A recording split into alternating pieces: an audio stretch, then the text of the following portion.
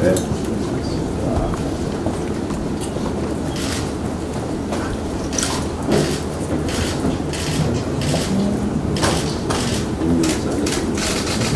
네, 오늘은 최고위원회의에 앞서 특위위원장 및 주요 당직자들에 대한 임명장 수여식을 진행토록 하겠습니다. 특위위원장님 및 주요 당직자들께서는 호명한 순서대로 나와주시기 바랍니다. 먼저 국가정상화특위위원장을 맡아주실 조경태 최고위원님 앞으로 나와주시기 바랍니다. 임명장 조경태 자유한국당 국가정상화특별위원회 위원장으로 임명함. 2019년 8월 19일 자유한국당 당대표 황교안.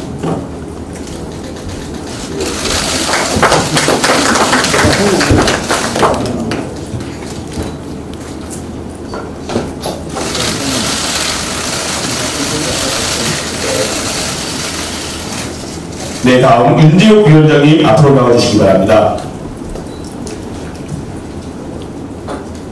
임명장 윤재호 자유한국당 강성귀족 노조개혁특별위원회 위원장으로 임명함. 이하 내용은 같습니다.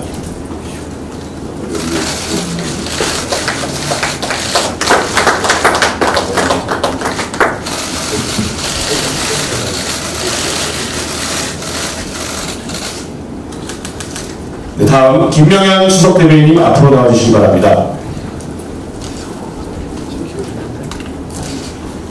임명장 김명현 수석대변인으로 임명함.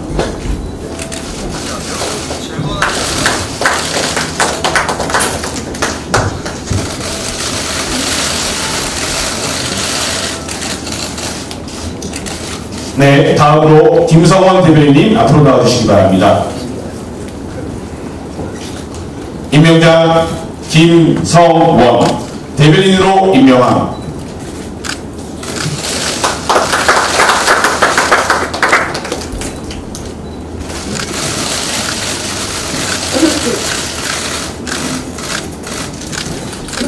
네, 다음으로 이창수 대변인님 앞으로 나와주시기 바랍니다.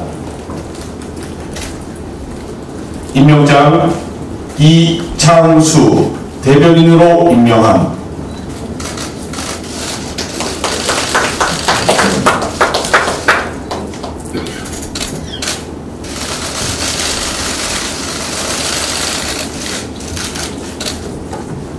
네, 다음으로 김도우 비서실장님 앞으로 나와주시기 바랍니다. 임명장 김도우 당대표 비서실장으로 임명함.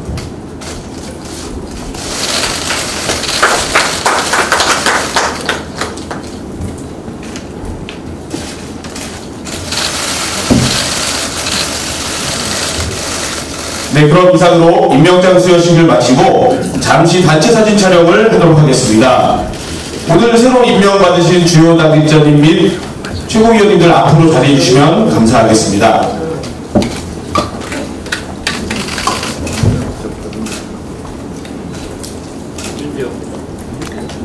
임명받은 분이 앞으로 오세요. 네, 하나, 둘, 셋. 네, 이번에는 구호를 한번 외쳐보도록 하겠습니다. 백보드에 적혀있는 대로 뭉치자 하면 대한민국을 외치면서 사진 촬영을 하도록 하겠습니다. 안보에는 너나 없다. 뭉치자 대한민국. 한 번 더 합시다. 네, 한 번 더 하도록 하겠습니다. 안보에는 너나 없다. 뭉치자 대한민국. 네, 모두 수고하셨습니다. 그럼 자리에 착석해 주시기 바랍니다.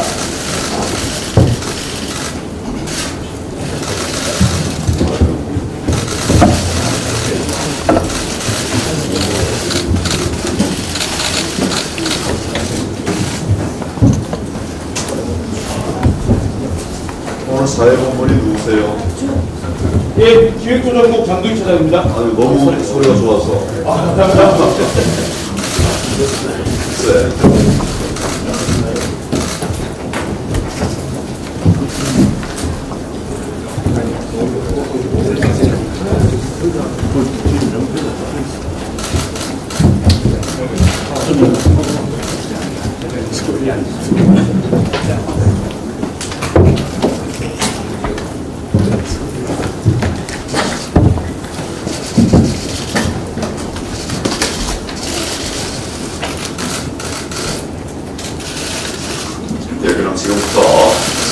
112차 최고위원회의를 개의하겠습니다.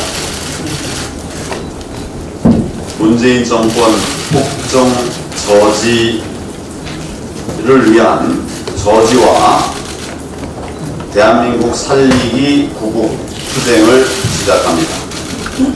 대한민국 살리기 구국 투쟁을 시작합니다. 어제 제가 향후 우리 당의 투쟁에 대한 입장문을 발표한 바가 있습니다.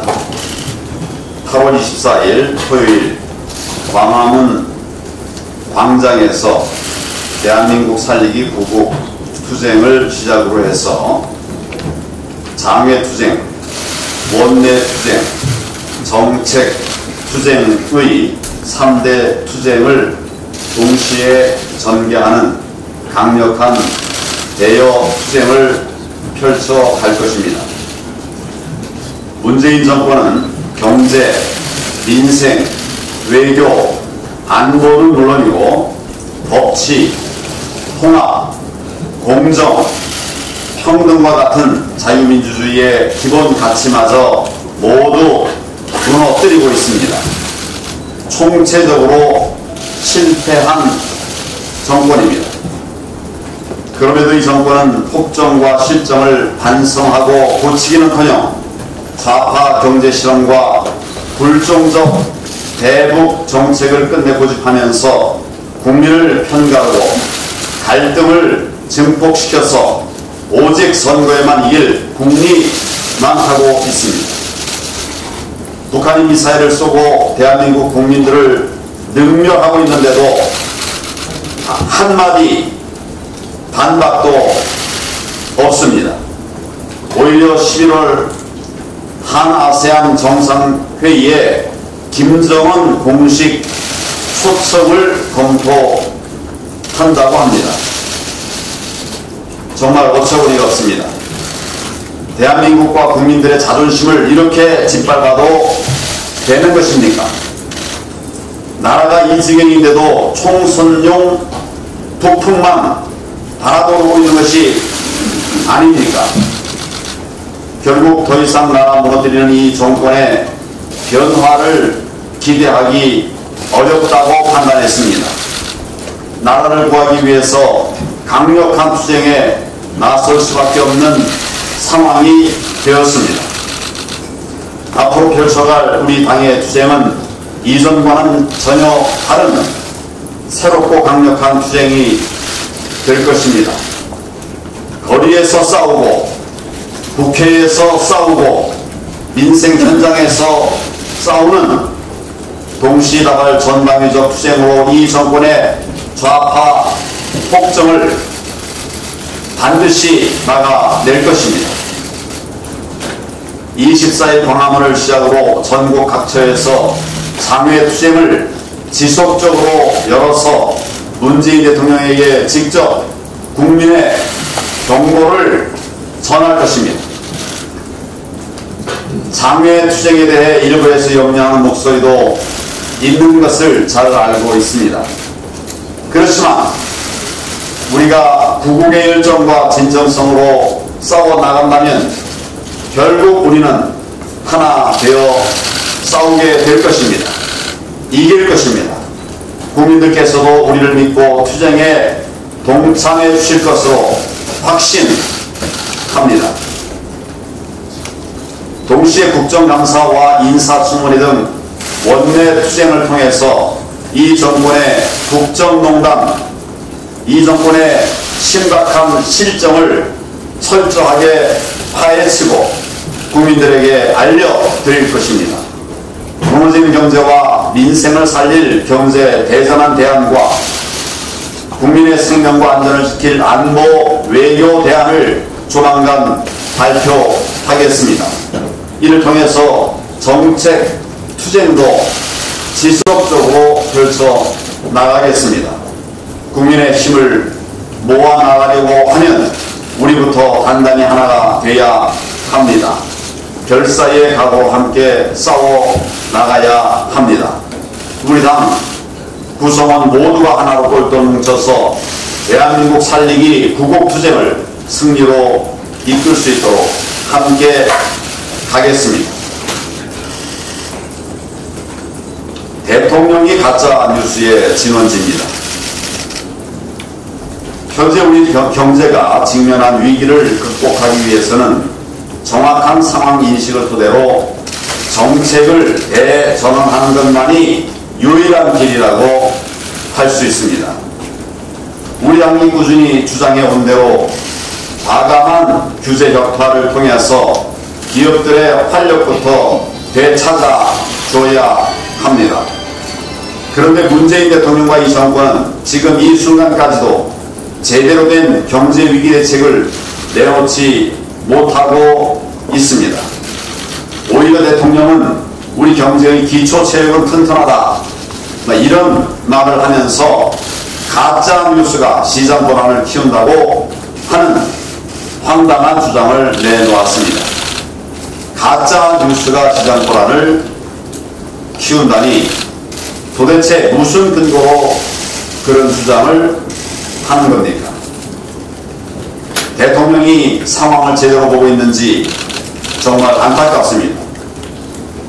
골드만삭스를 비롯해서 1%대 성장률을 예측한 기관들이 무려 11곳에 달했습니다. 우리의 경제 미래를 이렇게 어둡게 보고 있는 것입니다. 이들 경제기관들이 모두 가짜뉴스를 생산하고 있는 것입니까? 생산, 투자, 수출, 소비 모두가 극도로 침체된 상황에서 기획재정부조차 다섯 달째 경기 부진 판단을 하고 있습니다. 그런데 도대체 뭐가 가짜뉴스라는 말입니까? 문재인 대통령과 청와대야말로 국내를 왜곡하고 국민의 눈과 귀를 가리는 가짜뉴스의 진원지 아닙니까? 지금은 우리 경제의 심각한 위기를 대통령이 제대로 인식하고 서둘러서 경제정책 대전환에 나서야 하는 상황입니다. 그런데도 대통령은 좌파 경제 실험을 포기할 생각은 전혀 없습니다. 평화 경제와 같은 말도 안 되는 구상만 반복하고 있습니다.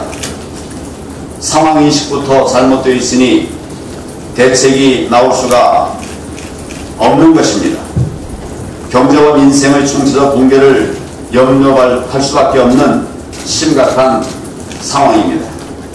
문재인 대통령과 이 정권이 끝내 생각을 바꾸지 않는다면 정책을 바꿀 수밖에 없도록 우리가 맞서 싸우는 수밖에 없습니다. 이것은 나라를 살리기 위한 투쟁입니다. 경제를 살리기 위한 투쟁입니다.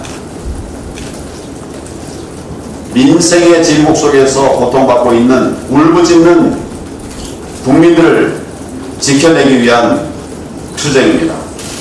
문재인 대통령은 뒤떨어진 인식을 하루속히 바로 잡고 국민을 위한 경제 살리기에 나설 것을 다시 한번 강력하게 촉구합니다.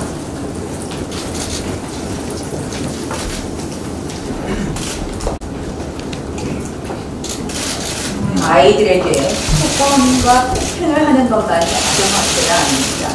특정 정치 성향을 세뇌시키고 주입하고 자극적인 정치 선동에 아이를 앞장세우는 것 또한 우리가 결코 묵과해서는 안 될 아동학대이자 폭력입니다. 지난 14일 광화문광장 한복판의 무대 위에서 통일선봉대라는 이름의 청소년들이 자유한국당을 모욕하고 비난하는 노래를 부르는 모습에 저는 정말 마음이 쓰라리고 했습니다. 결코 그것이 저희 당을 비난했기 때문만은 아닙니다. 어른들의 잘못된 욕심과 위험한 의도에 의해 우리 순수한 아이들이 휘둘린 그 현실이 정말 안타까웠습니다. 어른들 싸움에 아이들까지 동원하는 것, 정말 우리가 넘어서는 안 되는 금도를 넘은 것입니다. 16일 북한 미사일 도발 하루 전인 광복절 오전 신형 장거리 탄도미사일 발사 움직임을 미리 포착하고 문 대통령에게 보고도 했다고 합니다. 그럼에도 문재인 대통령은 광복절 경축사 내내 허황된 평화경제 참가나 불렀습니다. 그리고 하루 뒤 8번째 미사일 도발을 당하고도 여전히 NSC는 불참하고 부산 양산으로 휴가를 떠났습니다. 정말 주체할 수 없는 정도의 북한 눈치보기입니다. 그런데 이제 이런 북한 눈치보기, 북한 편들기도 모자라서 북한 따라하기를 저는 그 통일선봉대 노래 부르는 것에서 보았습니다. 문재인 대통령도 직접 관람한 북한의 집단 체조, 지구상 최악의 아동학대, 아동 착취의 결과입니다. 제1야당 비난 노래를 부르는 우리 아이들 모습에서 흡사 북한의 조선 소년단이 떠오른 것은 결코 저뿐만이 아닐 것입니다.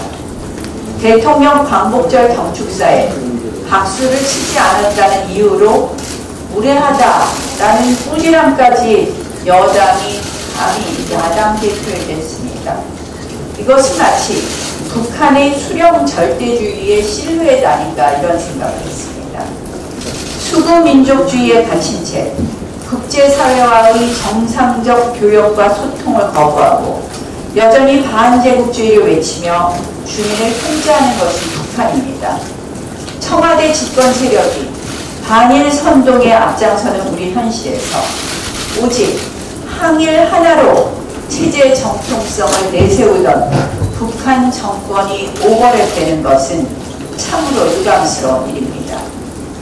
국민들은 경제난, 민생고로 점점 삶이 힘들어지는데 정권의 최측근들은 요직을 독점하고 경제적 부마저 권력을 활용해 축적하는 모습에서 평양의 특권층이 연상되는 것 역시 비극입니다. 도대체 왜 이 자유대한민국을 북한과 같은 모습으로 만들어가는지 원망스럽습니다. 도저히 과시할 수 없는 퇴행과 반동입니다. 베네수엘라행 열차라도 모자라서 이제 북한행 열차에 대한민국을 태우는 것 저희 자유한국당은 반드시 막겠습니다. 그런 의미에서 장애투쟁을 비롯한 모든 가능한 투쟁 수단을 저희 자유한국당이 택하는 것은 너무나 당연한 일입니다. 국민들의 분노와 우려를 담아서 저희 자유한국당이 반드시 나가내겠습니다.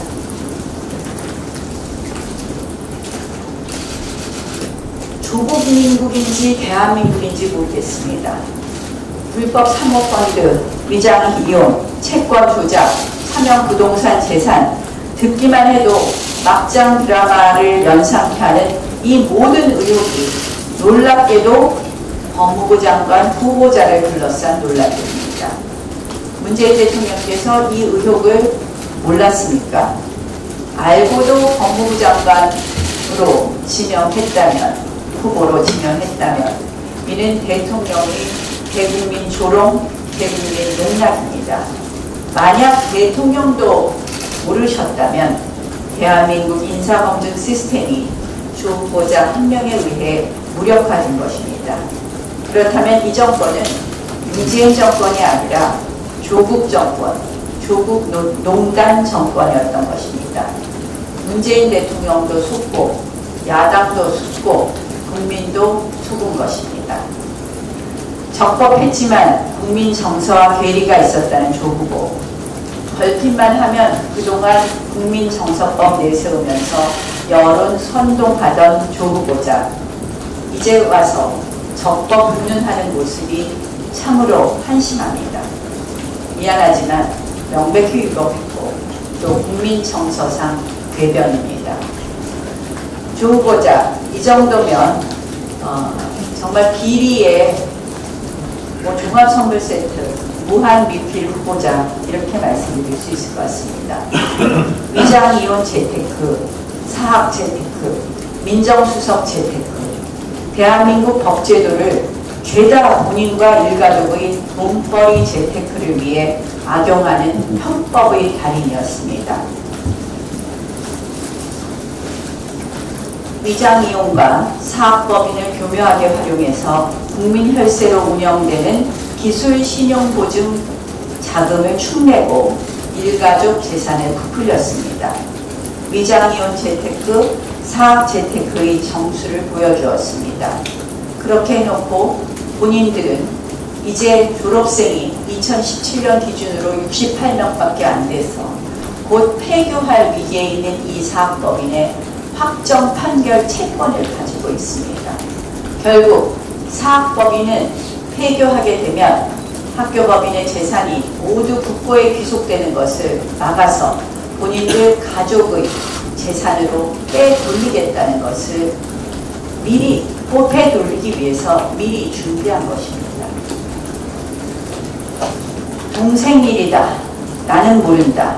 빠져나갈 무리를 하지 마십시오. 오래전 동생과 이혼해서 남남이 된 옛동서와의 호흡이 척척 맞아떨어지는 부동산 거래는 무엇입니까?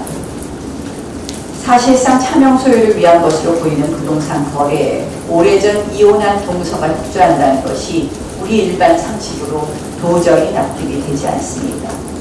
조국 후보자는 이 심각한 위장이혼 사기극의 당사자이며 심하면 연출자가 될 가능성마저 보입니다. 게다가 허위 투자 역정, 편법 증여, 내부정보 활용이 의심되는 사모펀드 투자는 이미 자본시장법, 부패방지 및 국민권익위원회 법률 위반 소지도 있습니다. 민정수석이라는 자리에 앉아 있으면서 취득한 정보를 활용해 돈을 벌겠다는 것이 아니었는지 이 역시 민정수석 재테크가 아닌가 싶습니다. 이 괘씸하고도 위험한 가족사기단 의혹의 정점에 법무부 장관 후보자가 서 있다는 것 자체가 얼마나 황당하고 서글픈 일입니까? 저는 당연히 즉각 사퇴해야 된다고 다시 한번 말씀드립니다. 그리고 문재인 대통령께서는 즉각 지명 철회해 주십시오. 지금 인사청문회 자리가 아니라 검찰 수사받으러 검찰청에 가야 될 것 같습니다.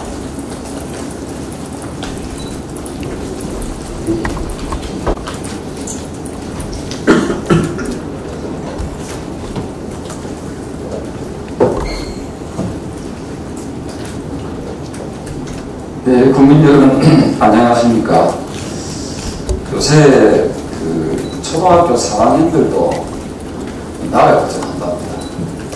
이 경제가 안 좋긴 참 안 좋은 것 같습니다. 사실 나라 망해먹는 그런 지도자 대통령이 역대 어디 있었겠습니까?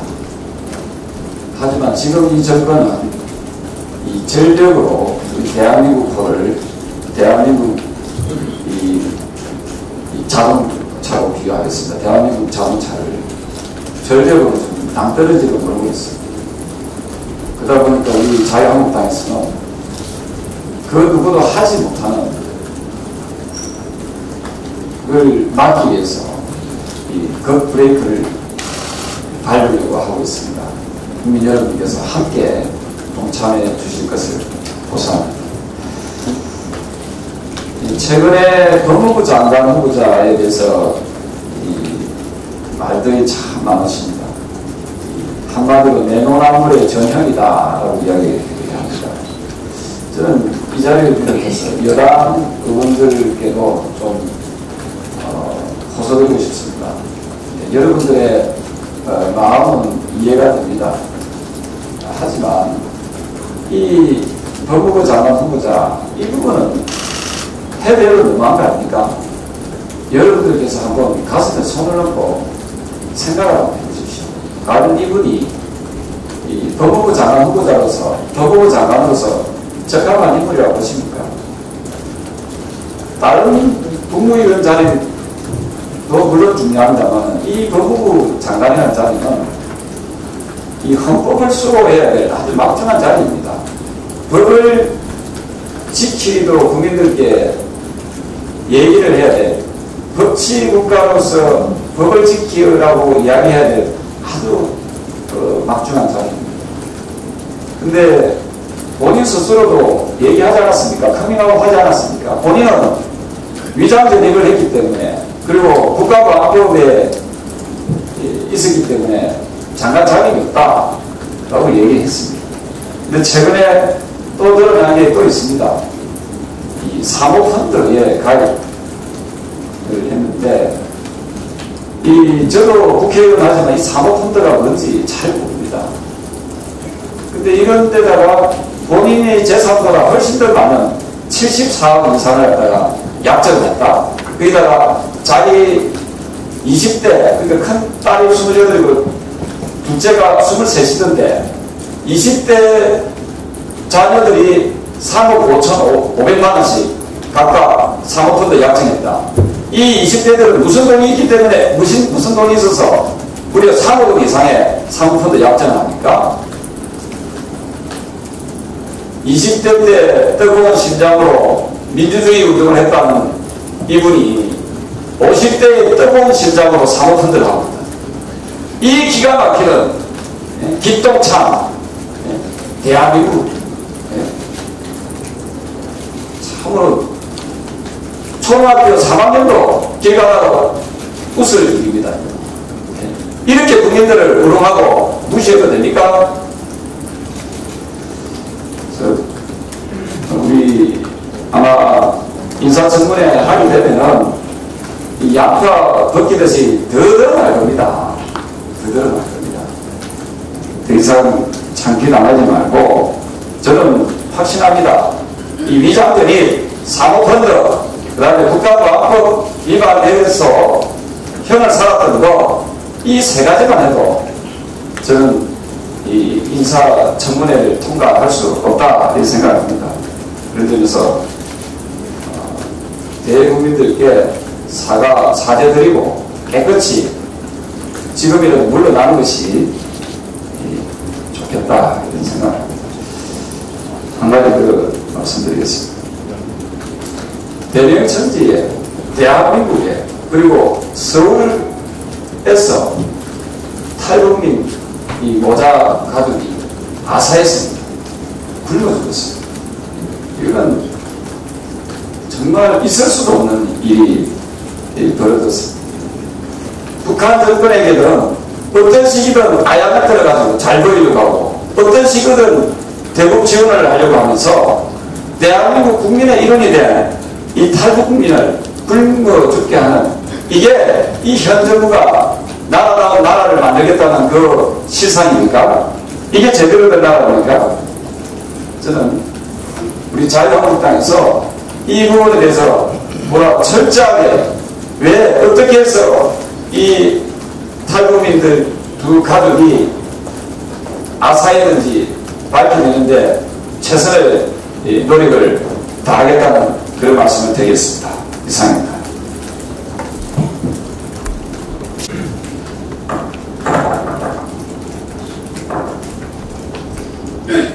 광복절 경축사와 문재인 대통령에 대하여 북한이 보인 반응을 보면 조롱과 모욕으로 시작해서 끝이 납니다.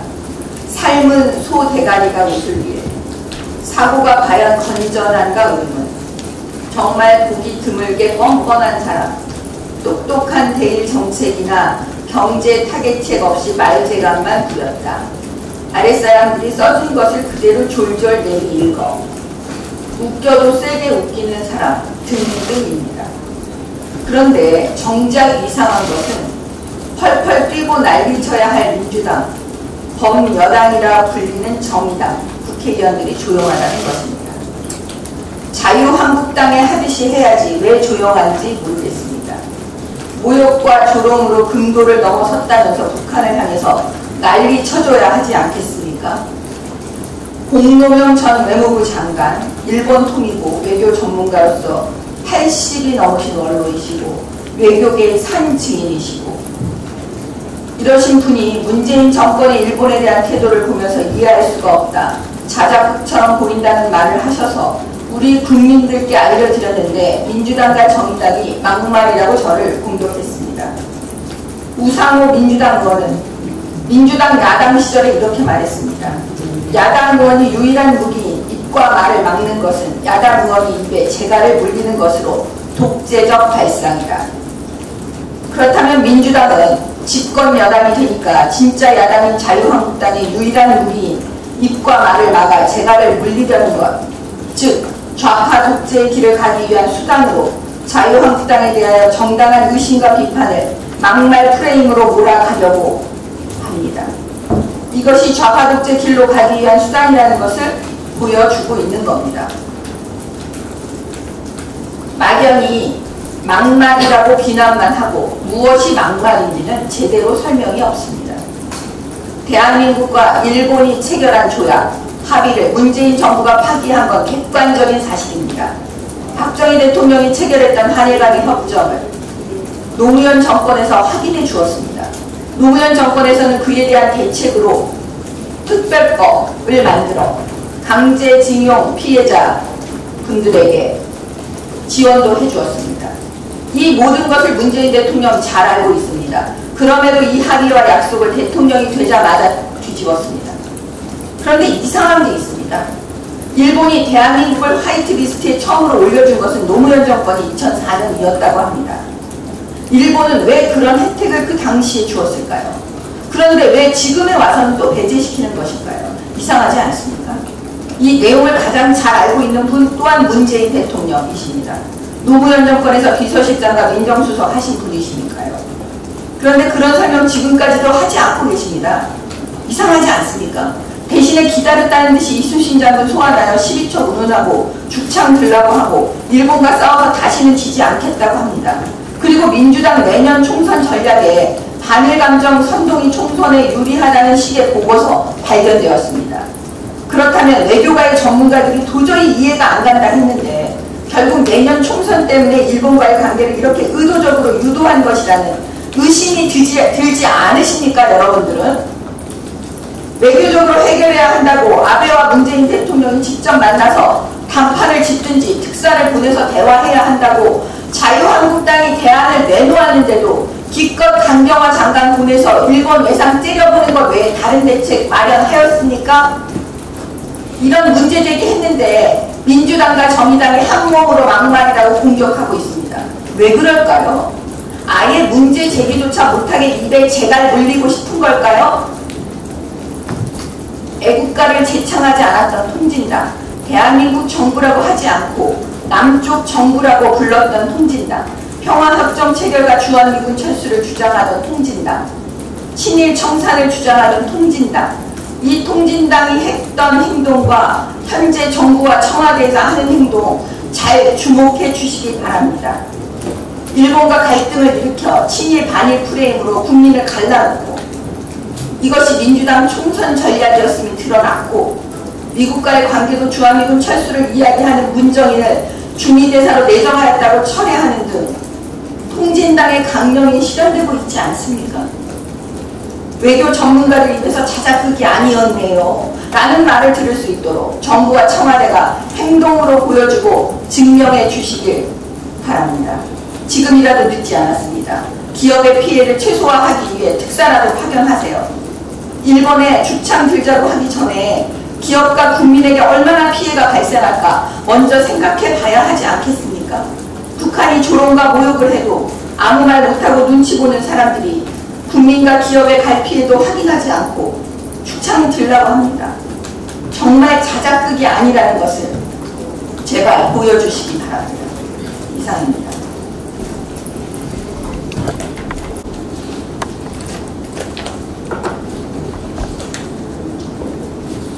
문 대통령은 지난 8.15 광복절 축사에서 평화로 번영을 이루는 평화경제 구축을 위해 우리가 가진 그 모든 것을 쏟아부어 새로운 한반도 문을 활짝 열겠다고 밝히며 남북 평화와 통일은 경제적인 이익, 분담, 비용의 절감, 저성장과 저출산 고령화까지 그 모든 분야에서 대답을 찾을 수 있을 것이라고 말씀하셨습니다. 문재인 대통령의 머릿속에는 남북관계만이 모든 것을 해결해 주는 만능 열쇠로만 여기는 것 같습니다. 북한의 도발이 계속되는 상황인데도 평화 문제가 해결책이라는 대통령의 주장에 국민들께서 합리적인 비판을 가하자 이를 주장하는 사람들에게 대해서 대통령의 반응은 이념에 사로잡힌 외톨이로 규정을 하며 대결주의적 냉전사고로 몰아붙이고만 있습니다. 대통령께 다시 한번 묻겠습니다. 현재 동북아의 외톨이가 과연 누구입니까? 북한은 다음날 16일 보란듯이 미사일을 또 발사했습니다. 올해 들어서만 8번째로 문재인 정부 출범 후 19번째입니다. 그런데도 대통령은 우려스러운 행동이라는 말로 가볍게 치부에 넘기고 있습니다. 아무도 흔들 수 없는 나라는 모든 국민들께서 진심으로 바라는 강한 나라입니다.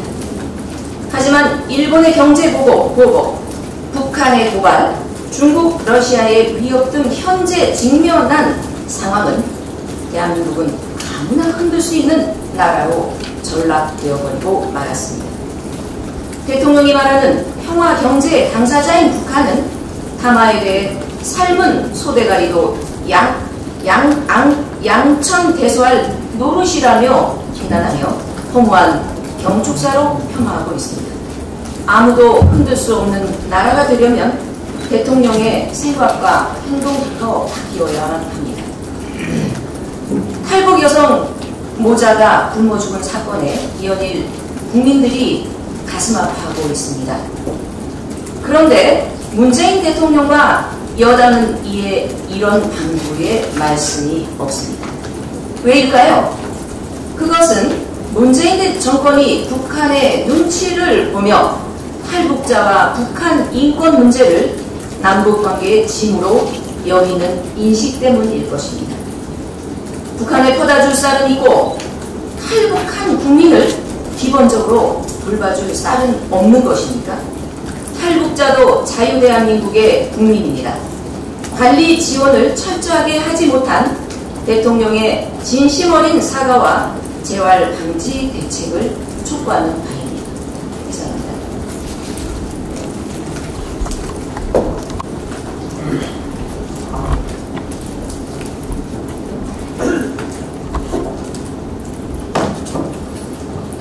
국가의 사명서는 국토, 국민, 주권입니다.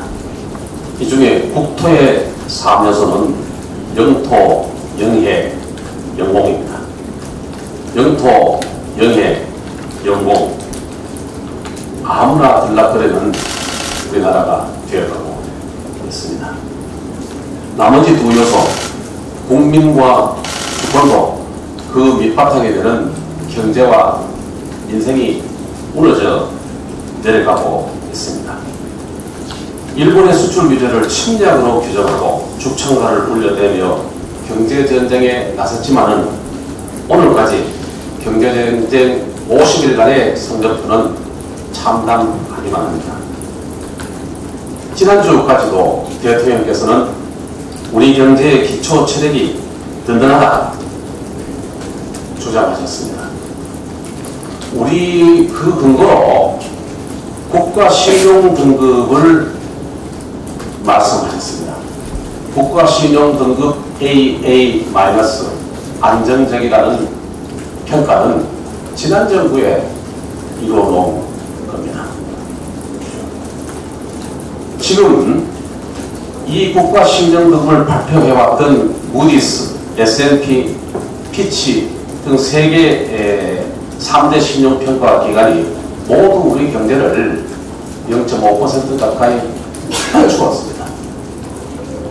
1980년 오일 쇼크, 2009년 IMF, 98년 IMF, 2009년 글로벌 경제 위기 제외하면은 사상 최초로 1% 성장률이 예견되고 있는 상황입니다. 10대 그룹의 계열 90개 회사의 올해 상반기 영업이익은 지난해에 비교해서 반토막이 나오고 있습니다. 경제가 주저앉고 있습니다.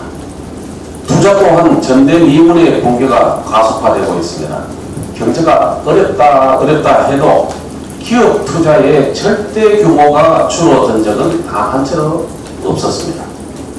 그런데 금년 1사분기에는 기업의 총 투자 규모 자체가 줄어들었습니다. 줄어들었는데 국내 기업의 해외 투자는 지난해보다 20% 늘어났습니다. 국내 투자는 8조 원이 넘게 줄어들면서 총 투자액이 2조 5천억 줄어든 겁니다. IMF 외환위기 이후 처음 있는 일입니다. 반면에 올 상반기에 파업은 지난 2006년 이래 13년 만에 최대치 보이고 있습니다. 노조 편향 정책을 고집한 정부가 초래한 결과입니다. 환율은 1달러당 1200원을 넘어섰습니다. 환율이 이 속도로 연말까지 계속 출렁인다면 국민소득 3만 달러가 붕괴될 수 있다는 우려가 있습니다. 수출도 8개월째 연속 마이너스입니다. 수출이 줄어드는 가운데 환율이 오르고 있어서 수입 물가가 인상됩니다. 기름값, 부품자재, 농식품 수입 물가가 급등하면서 민생부터 힘들어 가고 있습니다.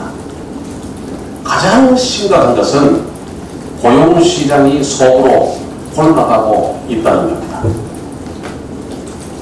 29만 명이 늘었다고 합니다만 하루 7시간, 36시간 이상 일자리는 오히려 25만 명이 줄어들었습니다. 하루 3시간 미만, 주 17시간 미만 초단기 근로자가 같은 숫자의 28만 명이 증가했습니다.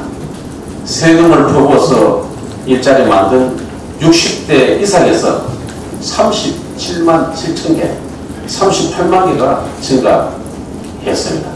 결국 7월 달의 실업률은 2000년 들어서 최악의 규모고 청년 실업률은 외환위기 이후 가장 높습니다.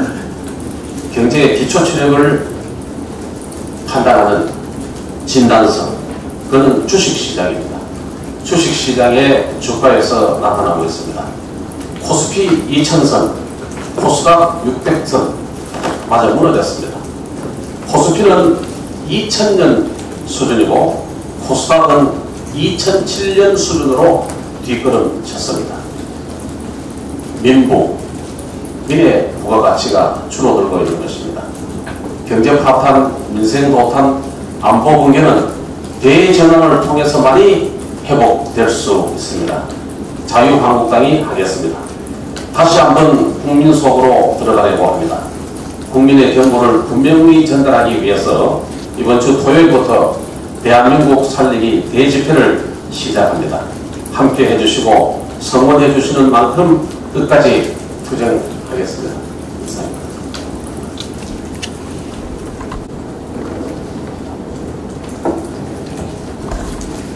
7월 고용동향이 발표됐는데요. 굳이 언급하지 않아도 예상이 되실 겁니다. 늘 전년 동기 대비 거의 사상 최고를 육박하고 있습니다. 더욱 개탄스러운 것은 고용 파탄에 힘들어하는 청년들, 국민들을 외면한 채 문재인 정부 청와대 일자리 창출 책임자들은 본인의 일자리 창출을 위해 사직을 했다는 사실입니다. 정태호 전 청와대 일자리 수석은 총선 출마를 위해 사직을 했고 이목희 일자리 부위원장도 총선 출마 의사를 내비쳤다고 합니다. 아시겠지만 이용석 광주시장도 지난해 시장 출마를 위해 일자리위원회 부위원장을 사직한 바 있습니다. 결국 일자리위원회는 본인 출마를 위한 한 줄 스펙 쌓기에 불과한 것입니다. 그러니 일자리 컨트롤 타워가 제대로 작동이나 했겠습니까?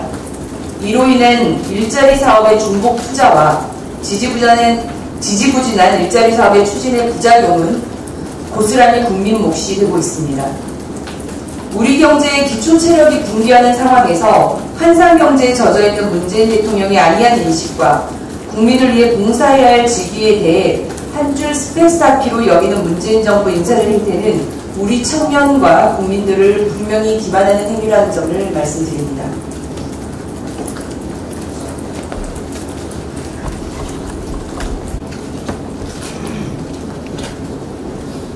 어제 교육부가 다가오는 2학기 또 금년 2학기부터 고3 대상으로 무상교육 실시한다고 했습니다. 원래 계획은 내년부터 1학년부터 해서 2022년에 전 학년으로 확대하기로 이렇게 돼 있었는데 지난 4월 갑자기 당정청 회의를 해서 그 시기를 6개월 앞당겨서 지금 고3 학생들부터 금년 2학기부터 하겠다라고 바꿨던 것입니다. 이 이유는 뻔히 짐작이 가는 겁니다. 고3 학생들이 자신들 총선용 투표에 도움이 될 거다라고 생각을 해서 이런 일을 하고 있는 건데요. 문제는 6개월치 예산만 준비된 상태에서 지금 일단 하고 보자 이렇게 하는 겁니다. 이 교육 문제까지 이렇게 정치에 이용하려고 하는 정말 무책임에 그치고 이 사람들은 권력을 잡기 위해서라면 정말로 후한무치하고 얼굴에 정말 철판을 깔고 이렇게 정책을 추진하고 있는 것이다. 우리 자유한국당 고교 무상교육을 반대하는 것이 결코 아닙니다. 재원 확보 방안 만들어서 그리고 굳이 하자면 당초에 1학년부터가 아니라면 1, 2, 3학년 동시에 실시할 수 있도록 해야 되겠다라는 이런 게 우리 당의 입장입니다만은 정부가 이렇게 무리하게 시작을 하고 있고 재원 방안과 관련해서도 교육부와 시도교육청이 절반씩 부담한다라고 일단 급하게 봉합을 해놓은 상태지만 시도교육감들이 그 제대로 협조할지도 미지수입니다. 왜냐하면 과거에 무상 보육 재원 문제하고 관련해서 끊임없이 논란이 있었고 이 고교 무상 교육의 재원 문제도 이 무상 보육 재원 문제의 시즌 2가 될 것이라는 불안이 교육 현장에서 확산되고 있습니다. 그럼에도 불구하고 이 모든 거 외면하고 일단 시작하고 내년 총선에 표 좀 더 얻어보자. 이 사람들이 과연 국정을 책임질 만한 자격이 있는 사람들인가 질책하지 않을 수 없고 이로 인한 모든 혼란은 이 민주당 정권에 있다는 점을 지적하면서 우리 당은 교육 현장에 있어서의 혼란을 최소화할 수 있는 모든 노력들을 함께 강구해 나가겠다는 말씀을 드립니다. 감사합니다. 네, 그럼 지금부터 회의를 비공개로 진행하도록 하겠습니다.